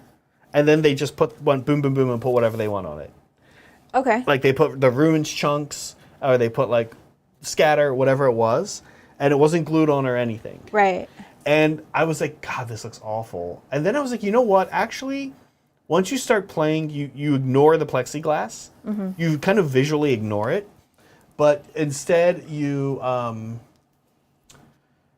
don't ignore it for like interacting with it. Like you know it's there, but like you do kind of like pull away from it. You do kind of disengage from it visually. And it didn't have like a big glare on it or whatever. Of course, it's plexiglass, so it has a little bit of a glare, right? But I was like, actually, I kind of love this because it lets people make whatever they want, right? And that's like the biggest thing, Miko. When I make terrain, I want to be able to make whatever I want, and then I just want to have one component of the terrain. In my case, it's typically like pink foam bases. But I want one component of the terrain that I can also either design or ignore, like the plexiglass, and just be like, boom, this terrain does whatever it needs to do now, and it looks cool, and there's this one thing that is the piece that sets the rule. Yeah. Okay, is that it? I agree. Are we done? I accidentally got some rust on this little tentacle, so I'm going to go back in and dry brush it again. And then are we done? And then I'm done. Are we done, Kat? Are we done? Yes. Yeah, we have no idea when we're done because we're just like, we don't know. I guess like we're like waiting for like a virtual Adrian to like thumbs up us or something. Yeah, but we're not done, Kat, because we are gonna tough these guys up. Yeah. All right, let's. And then of course, if Adrian doesn't like it, he can always repaint over Adrian's everything. gonna like it. I mean, like I think I know Adrian well enough now. Okay, I'm gonna give you two colors, and then we're gonna swap. Okay. I'm gonna give you the darkest and the lightest. I'm gonna take the two mid grades. Okay. Do you have tweezers? I do. Okay. I know Adrian well enough now to know what he's like. Okay, so he's excited for Chaos Knights, don't get me wrong. But I know the armies that he's like, this is my army. I'm really excited about this army. I'm connected to this army. I have a personal or like connection to this army. Or like, I just like it. It's super cool. That's like Orcs and Gene Stealer Cults, I think, for him. I don't know. Maybe a couple other ones. But I would say that I don't think I've ever like routinely heard Adrian talk about how excited he is for Chaos Knights all the time. So like we want it to look cool, we want it to look good, but Adrian's not going to come back and be like, oh my gosh, my personal touch is gone. Right. So I'm not super worried about it. I still want some kind of, on this guy that I have here, I do still want some kind of like blood beyond what I already have, but I'm just going to keep it like that for now. And yes, we're not quite done, of course. Bryce has reminded me, although Bryce, I do have to say I didn't forget. We just do it kind of later and later. And we never know where we're going to end, especially today. Kat and I had no idea how long the stream was going to go until Kat showed up. Because I was like, listen, here's what I said to myself. I'm like, I'm in between Adrian and Kat. I'm in between a man who paints like an army in a weekend and a woman who paints a model in a year. A single model and I was like, yes. I have no idea how long what she's gonna want to do to this. I was like, and I have no idea what he wants done to this, but I know this. I don't care, so I'm gonna, whatever Kat is about to say is what we're doing. So you came in and I was like, okay, we're gonna do that. Yeah. And there was a second, I'm not gonna lie, where I was like, oh shoot, I'm like almost done and we're an hour an hour in. Yeah. That's okay. Sneakily looked at my watch and I'm like, oh shoot, what more can I do to this really quick? Yeah. Yeah, that's okay. Yeah, weathering is not a super time consuming process unless you're like trying to make it into a super time consuming process, like putting in individual like scratches and stuff. Like chaos weathering, super great, a lot of fun. It's just, it's not very it's not strenuous. You're not like sitting there making like careful decisions a lot. Yeah, it's not very careful. I feel like I'm just like going for it often. Yeah, I would agree. We used that term last week. It's like your worst. Megan had an art teacher that she talked about who was like, you just go for it. Just be creative. Just be creative. Yeah, it's like the worst advice, but that is sort of like weathering. Well, like once you kind of know in general what you're doing. Oh, I'm dumping these on top of you, but no, I think I'm done. Okay, let's put. So unfortunately, like we said, a lot of these guys actually don't have their heads on them. So we're gonna put them up, but you guys will see them when Adrian returns on Tabletop Titans. At some point. We know Chaos Knights are around the corner, and you can now see we're going to be ready for them. Let me get a better focus. Yeah, and then we're going to do fan stuff like after this. Don't worry about that. So yeah. Is this like, I feel like this is back out a little bit more here. And then try this. Yeah. I mean, they look like they're part of the same army. Yeah. Which is great. Which is great because kind of 3 different people did it. Yes. Only somewhat talking to each other. These are colors. This is kind of what I did. And then we were like, all right, cool. And then all of that information was lost. You could not do this. I will say this. You could not do this with like Ultramarines or Tau. This is like the joy of chaos and orcs. You can be, or like an undead army. You can kind of be like, just here's the general idea of what's happening. Yeah. I didn't see fan stuff at all. No, I kind of did. Saw a little bit. Yeah. Okay, let's check out some fan stuff. What is this? This was there was something like special about this, or it just looked cool. No, it was just someone's giant army, which I thought was really cool. Oh! There's a I forgot Magnus. There's a Magnus in the middle of it all. Oh, okay. It's T-Suns, Thousand Suns. Yeah. Okay. Yeah. There's a Magnus in the middle of it all, and a long time ago, I saw someone do a conversion of Magnus and make him into Illidan from World of Warcraft, and I got super inspired. I bought a Magnus. I cut his tail off, and then I didn't do anything with him. Oh, no. So... yeah, every time I see a Magnus, I'm like, well, that could have been a thing. That could have been. That could have been. I don't even know where he is anymore. I know I didn't throw him away, but I think he's just in the back of a store somewhere with no tail. This is an impressive setup. This looks like there's some knights in here. It's a lot. I like bright colored armies. Yeah. You guys know that. Oh, speaking of T-Suns, these look amazing. Yeah, these look great. I like them. I like them I love this kit. a lot. I like the basing and everything. Yeah. I like this is, I think what we were talking about earlier is how the basing is well done, but it doesn't draw your focus away from the models. Yeah. No, this is really good. The little, is that moss or They're tufts? glowing gems. Oh, okay. And also I think just based off of the username, I'm not entirely sure. I think one of our younger fans did this. Okay. Which I was even more impressed by. But yeah, based off the username, maybe. I think so. But yeah. Those look amazing. Oh, And this is so cute. There's a bunch of pictures. I think this is work in progress, right? But it's looking pretty cool. You were drawn to this. Yeah, it was super cute. It was a super cute Tyranid, and I just really liked it. There's a bunch of different pictures of it in different angles and stuff. This one looked the most done, but I think there's 3 or 4 of them. But I just like the paint scheme a lot. It's like a baby blue color with like a light bone. Yeah. Yeah. I was telling you, I love Tyranids when they're these light colors like this. It's such a beautiful army for that. Yeah.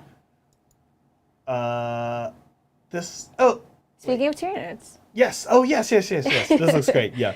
Yeah. I think this is just almost like a darker version of what we just saw. But yeah, they're blue and like a rusty red. Yeah. Tyranid.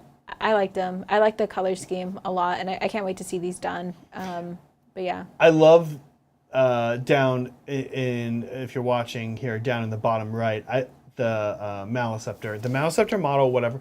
You know, I know people are like, some of these monsters, all big monsters, all start to look the same. There's just something like kind of bulbous about the Maliceptor that I think just shows off like the Tyranid. I don't know. It's just like the most, I don't know. It sticks out, and I love it. Yeah.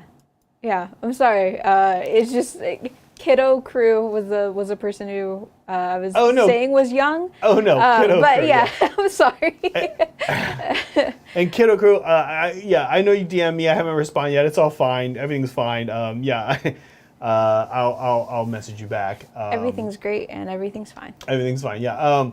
Okay, so this is a man skewer. God, I hate these guys. I hate playing against them. However, I will say every time I play against man skewers, like 4 out of 5 times, my opponent probably wishes they spent their points on someone else, and then 1 out of 5 times, I'm like, man, I hate man skewers. Yeah. But this is so cool. It's like so desaturated. Is that right? Or like it yeah. Is that the right term? Yeah, I would say it's more of like a drab paint scheme. Yeah, but done well. Yeah, drab is not a. No, it's you're not using it in a negative connotation. Yeah. I'm saying that I feel a lot of times people try. We were actually talking about this. We were talking about camouflage, and I was saying I've seen a lot of people do camo paint on their Astra Militarum, on their guard armies, and the army just gets lost. And it's too busy. It's too busy. It's just lost on the battlefield. But this drab is done really well, and I don't know why or how.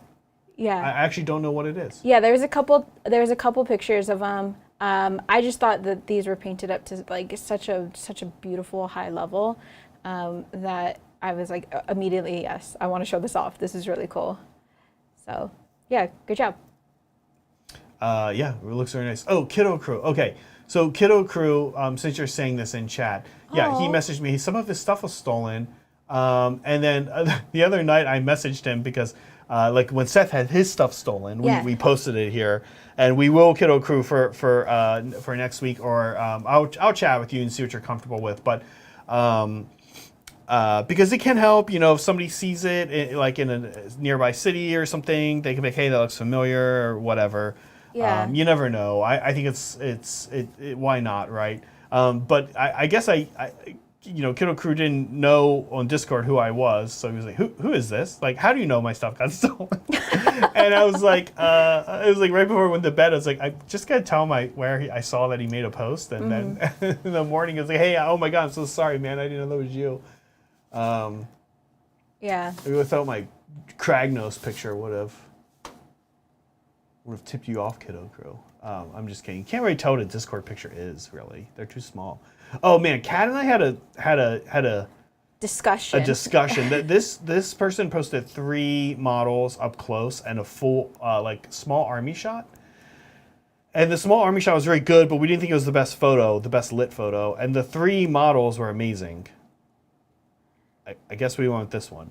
Yeah. Yeah. I like the, what was the one, the Judicator? Oh, the Judicator was mostly red. I guess it's Blood Angels. Yeah. I just like the little like highlights on the wings on this one. I thought this one was like the higher level painted of the 3, but they were all very good. I think we had a whole debate on like which one to choose. They were good. Yeah. This is good. And here's some skulls and tufts though, you know. Skulls and tufts. Oh, there it is. There it is. Broken Chef. Wait, it was Broken Chef, right? No. Oh my gosh. Yeah, Broken Chef. Skulls and Tufts together. That's what it is. And that is an orc skull, by the way, from the GW skull kit. I know my GW skull kit. The GW skull kit, I think it's like $30, $35, $40. It sounds like a lot, but you get skulls for days. It's like hundreds of skulls in there. Like literally hundreds of skulls. Oh, hey, we know this guy. This is Brett. Yeah, huge fan of the show. We might know this guy. Yeah, Brett has got these hammerheads. I guess I'm going up against these. I might be playing against these tomorrow. I don't know. A little sneak peek. Yeah, Brett's airbrushing game is solid. And I don't think Brett. No, Brett. I know Brett wasn't airbrushing when I met him. Brett looking good. Yeah, good job. Yeah, the orange is like nice. He's like stressed about the orange being too dark, but it's good. I like it. Yeah, I like it. I like gray and orange. I was immediately like, oh, this is very clean. Yeah, that's Brett. Yeah. Not as clean intentionally. This thing, which is, I always forget. Is this a bloat drone? One of the bloat drone types? Guys, help me out. I don't know.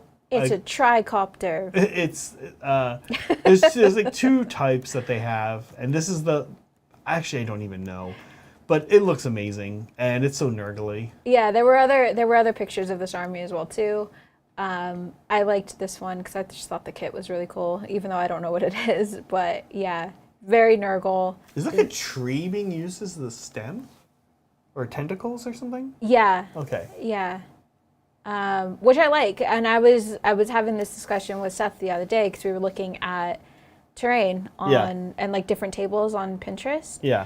And this one person did like this really cool floating rock city thing, but they used a bunch of clear acrylic rods and didn't hide them in any way. And I'm like, that kind of kills it for me. Yeah.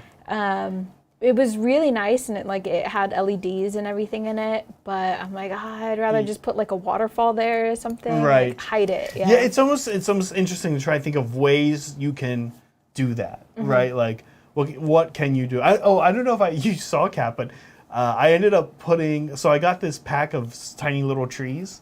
Did I show you these from? They're right behind you from GK, actually. The little armatures. The Woodland Scenic ones? Yeah. And I snuck one. Remember, I was like worried that my crown spine wasn't up, like was going to break. I actually, in the base, put one and supported him with it. I like stuck it in there. That's funny. Yeah. Okay, and that's it. Nice, guys. Really good stuff. As always. One last look. Actually, I want to see these guys. Yeah, this looks good. Yeah, I'm happy with this. Yeah. And happy with all 3 of us, I think. And there's more parts to be added. I don't know if that's going to be Adrian or what. Yeah, some parts are missing. Heads are missing for sure. But we don't know where they are. So we like just have things, and we were told to just do things to the things. Do whatever, so we did whatever. Sort of what we tried to do here. Yeah. Yeah, I'm sure he'll be fine with it. We tried our best to match it with everything else. I kind of like the we don't really know what we just did. We just did a stream and we're not exactly sure what just happened. Well, I hope you guys learned a lot. Yeah. Awesome. Okay. Well, folks, we have no idea what we're doing next week. Ooh, mystery. Yeah, to us. I think it's a mystery to us as well. Great. Kat, thank you, as always. Thank you. Folks at home, as we like to say here, be kind to each other, be kind to yourselves, and always be creating. See you guys.